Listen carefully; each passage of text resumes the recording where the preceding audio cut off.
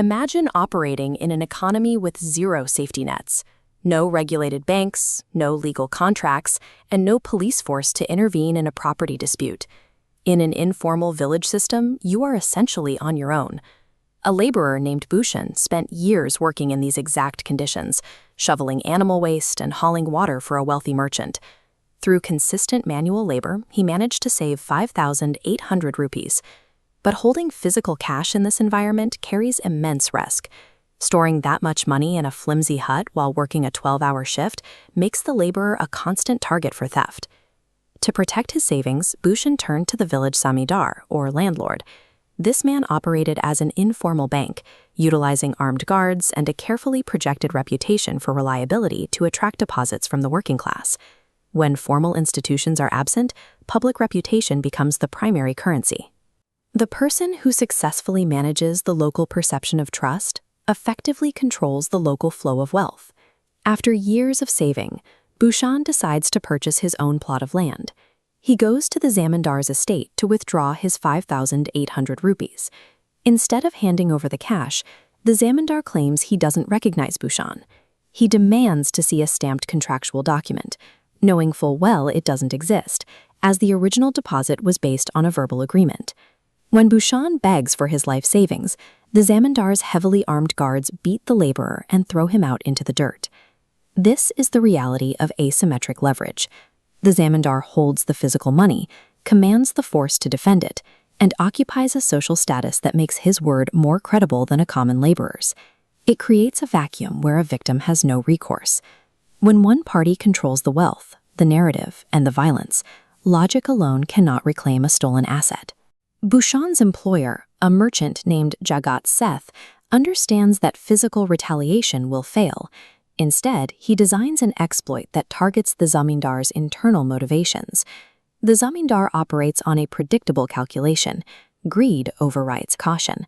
This blind spot causes him to ignore obvious risks if the potential reward is high enough. Seth arrives with a suitcase. This chart compares Bhushan's stolen 5,800 rupees to Seth's massive bait, 500,000 rupees. This new cash dominates the zamindar's focus, blinding his ability to evaluate why a wealthy merchant needs his help.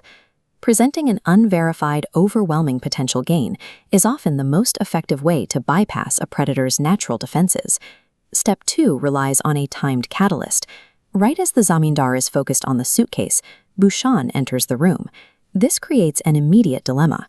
If the zamindar treats Bhushan poorly now, Seth will witness the dishonesty and leave with the 500,000 rupees. This decision matrix shows the opportunity cost. The zamindar must choose: keep the stolen 5,800 rupees and lose the 500,000, or return the small sum to secure the big one. He quickly pivots, apologizing and handing over the cash. In his rush to secure a much larger prize, the landlord is forced to behave with public, undeniable honesty.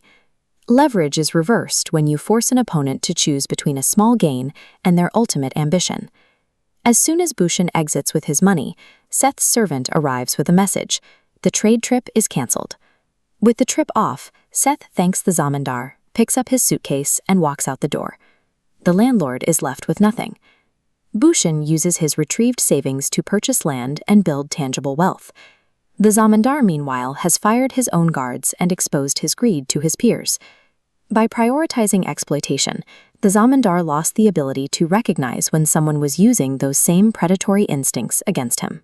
His focus on the next big score left his current assets unprotected. Bhushan's methodology provides a contrast. His foundation was built on physical labor, a slow process, but one that resulted in a secure asset that couldn't be taken through a simple psychological trick. The landlord's greed made him easy to manipulate in this specific moment.